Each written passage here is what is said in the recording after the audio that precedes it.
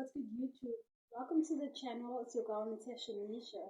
So on this one, I share my experience with wanting to give up the Christian faith, and you know, many times people maybe can look from the outside and think that it's so easy, and we never ever come to the place of wanting to give up. But sometimes we do. We're only human. So this was some of my experience, like where I actually was like fighting God in a way, and fighting like a girl at that.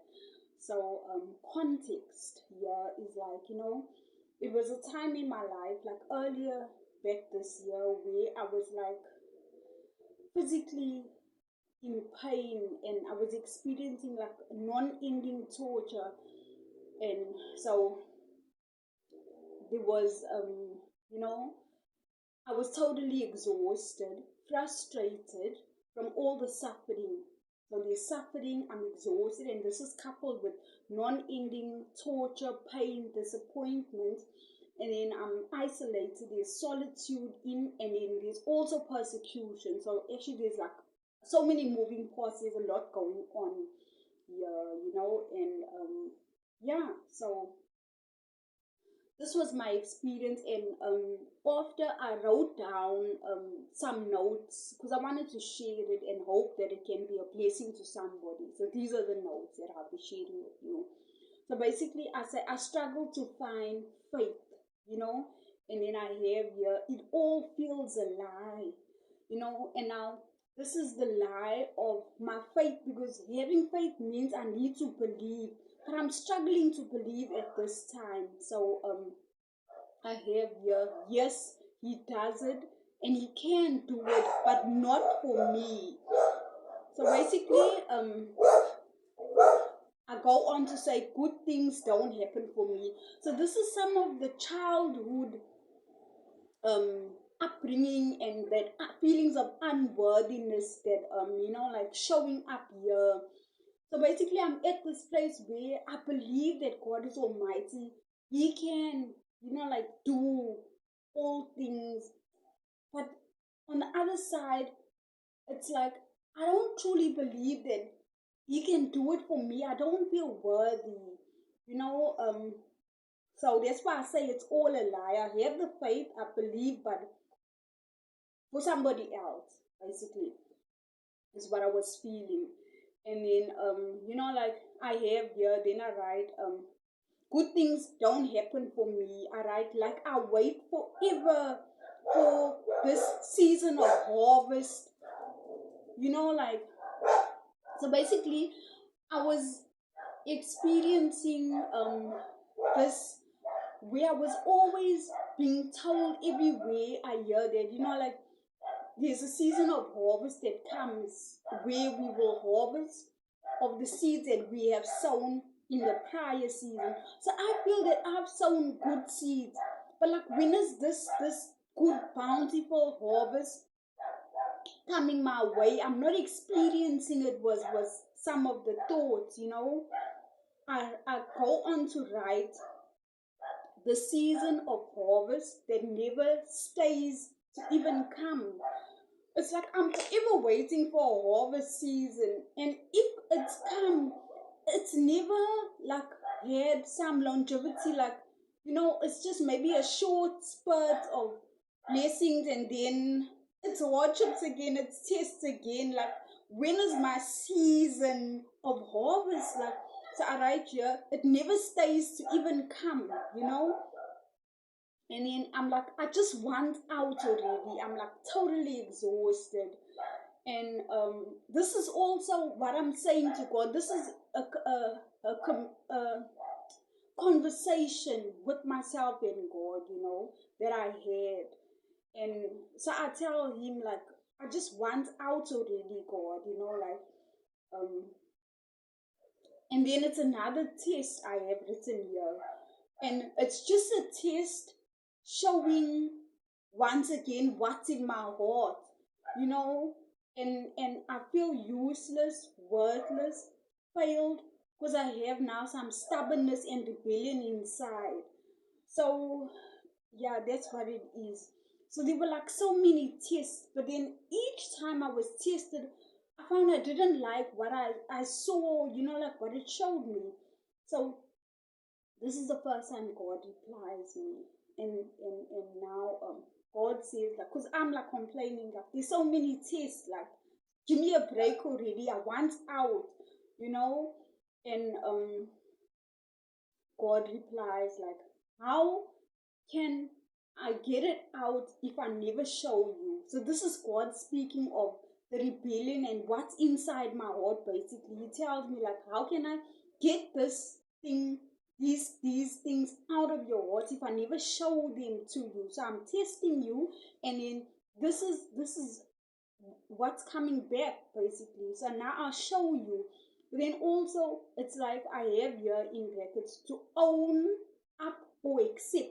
So basically it was as if God was telling me like, like how can I get it out if I never show you? And then also give you the opportunity to accept it, take ownership, and like then I can do the healing work.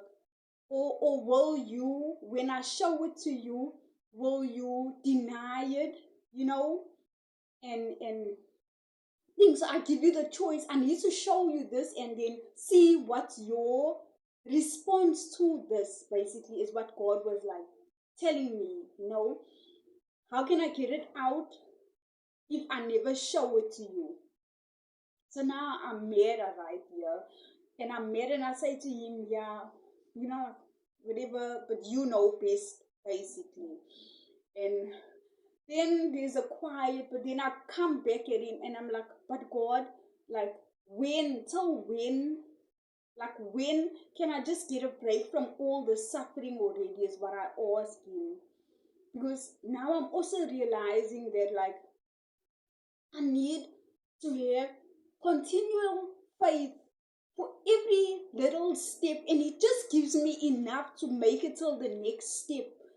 And I have here, yeah, for every step, and it's hard. It's like my bottom's out, you know. With the suffering, I keep losing my place here. Yeah, so my bottom's out, and I just wanna lay down here and whatever is what I've written, but it's almost like lay down and die is how I feel, like, because I know that, like, I just continually need to have faith for every step, and he just gives me enough for what I need, and I need to use faith to take the next step, and then he gives me that faith that I need there again. But like, it's exhausting, it's hard. I'm like, you know, so many moving parts, as I said earlier. So then I just come to a place where I say to God, like, if you don't, then it's not gonna be like, if you don't do it, then it's not gonna be as I write here, and I'm crying while I say this to him. I'm mad that I keep pouring from an empty cup, and this has me feeling resentful, and this is because now, like, the unhealed parts of me are also showing up. So I need healing and to relearn and unlearn certain behaviors from childhood trauma. So all these things are also showing up. So year two, um, like, it's almost like every bit of light that God gives me, I'm beaming out, running away to share this light, and then I come back empty. Like, anyone who I see in darkness, any little light that God gives me, I'm running out to share light with them, and then I come back empty, and then I'm end up feeling resentful. So this is some of my people pleasing, from the upbringing, that needs still healing, that I'm busy currently working on, and so all this is also showing up, all my brokenness is showing up. And Yeah. So I write here, um, I don't know the feel of a filled cup, and I can't even imagine how I'd ever get there. So, this is some of the people pleasing ways. It's almost like, as I said, like God gives me this light and I just run to share instead of letting it, staying with it, feeling worthy enough, even for that little light, and staying with it, protecting it, using it for myself, and putting on my mask first that I can help somebody, but getting my cup filled first and giving from the overflow to the source instead of giving from this empty cup. So that's constantly how I was feeling, like even like my life through always giving from the empty cup and then ending up resentful. Yeah, so this brokenness from the childhood things were even showing up. And then I write here like, Lord, like I'm continually asking God to give me a break, like I'm feeling like I'm such a bad example of faith, you know, God, like, how can you use me? Why are you using me? I'm such a bad example to those who look at my life. And then this is when I say to God, like, but God, I'm a girl. And this was the craziest thing ever for me. That was my response in that moment. And throughout my life, I've always been like this strong woman or this ride or die. I'm going to be loyal and, like whatever, we're going to figure it out. And to be described as a girl is foreign to me and even in my prior lives walk. But now I find myself, begging and pleading with God to like give me a break, and like, and then the excuse I use is that like, God, I'm a girl. So that was the funniest thing ever for me, like, and as a result of this, I'm actually laughing now. I was crying and I was angry and like kind of fighting with God. But now I'm laughing at the ridiculous of what I just said, like, and then I'm thinking like, Lord, I can't believe myself. I'm like, did I now just ask for mercy or ask for a lighter or easier walk or test because I'm a girl, like, and yeah, I'm laughing at this. I can't even believe this. But in a way, it's almost like God is showing me here that there has been some healing in my life because this strong woman is like a very hard, um, exterior or facade that I've been projecting or showing, walking out in the world. So it tells also of the healing that has been done and that is currently being done, that I can actually, you know, yeah, say that I'm a girl, because it almost like comes up from the subconscious, like without me even being aware of it, I say it, kind of a thing. So that speaks of the healing, if you can get that. Yeah, and that was it basically. I recover and yeah, no, then I have here, then I recover and I recount back to him and I say, I'm just flesh, Lord, and like just to, because now I'm like thinking, did I really just say a girl? And then like I recover And I recount back and say, no, Father, I didn't mean to say I'm a girl, but I mean to say that I'm like just flesh, like give me a break here, kind of a thing. And either way, that's that. And it's done, and I've seen my heart now, and I'm feeling like so much better having had this experience, this fight with God, fighting like a girl, I call it.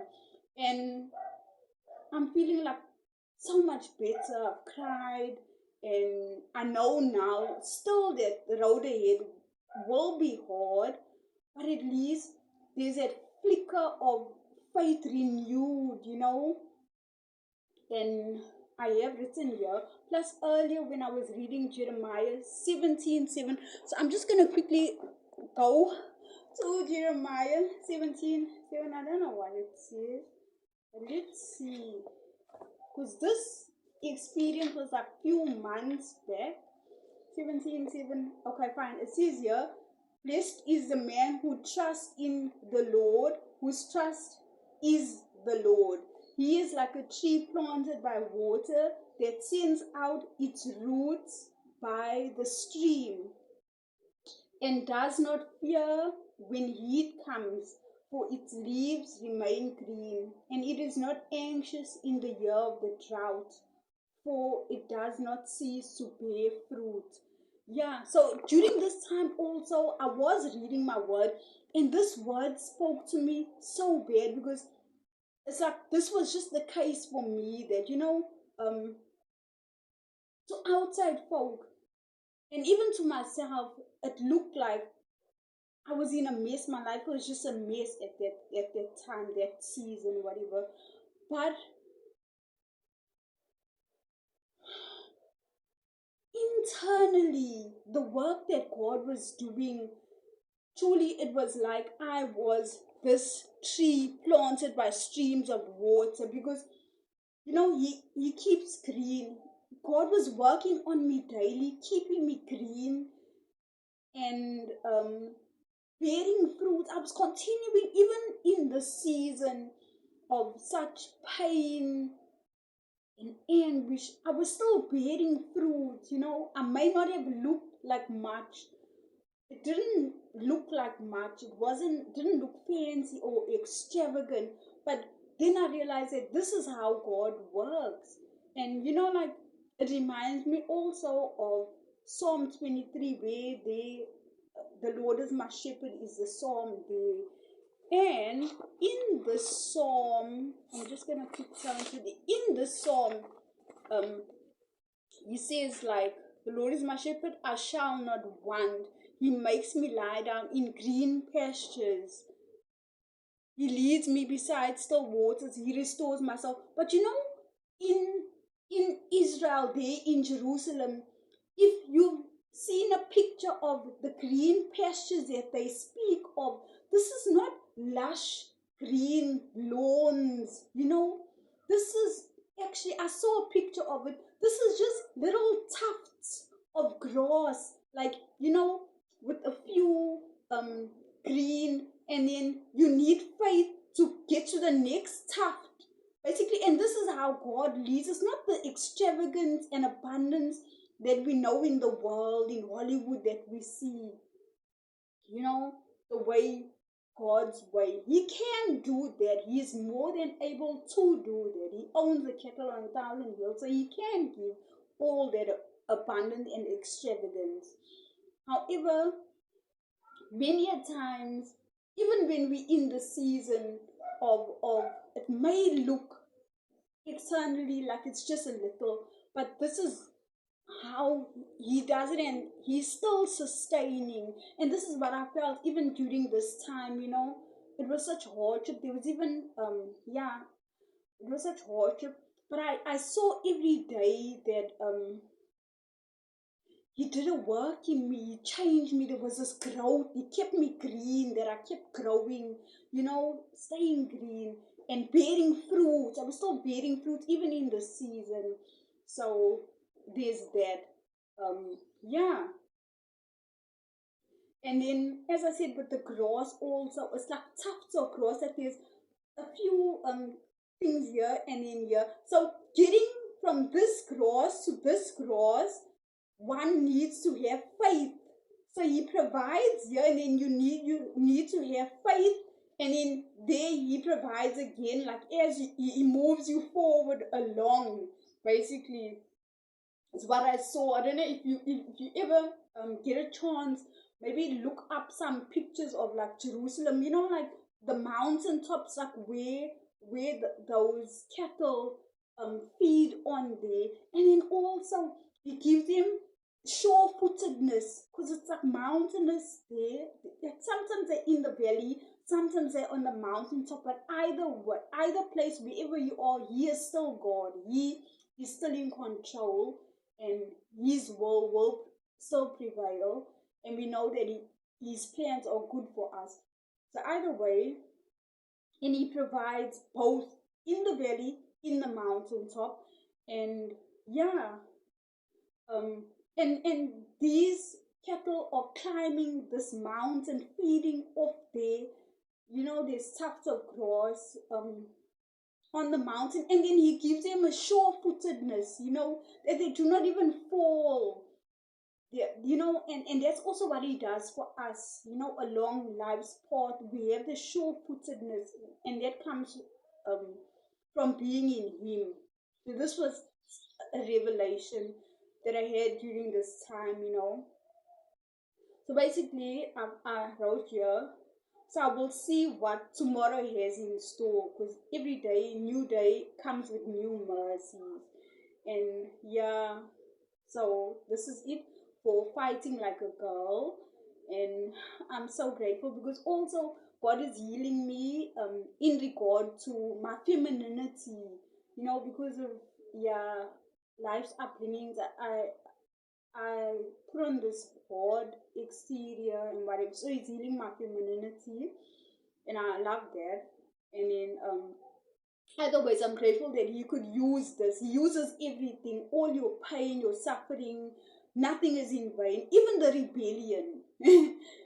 he can you know, yeah, he set me free from this. And either ways, like when sin shows up, then we have a choice to deny it or to accept and admit it, and then repent, and we are forgiven.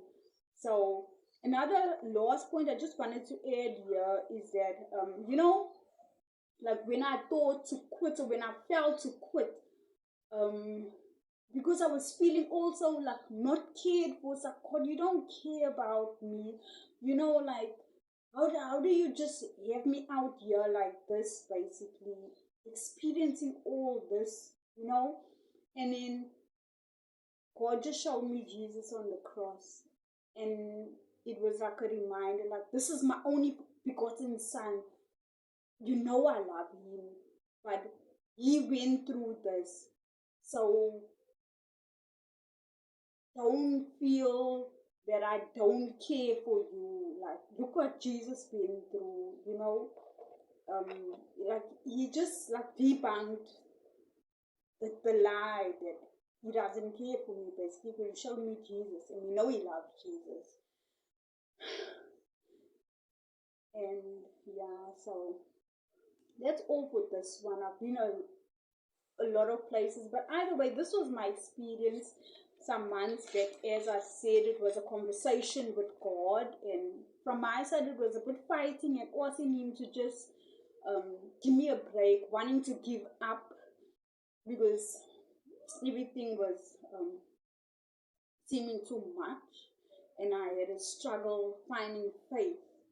And this is how he renewed my faith, and this was my experience. I just hope to be a blessing, and that's all for this one. See you on the next one. Your comment section.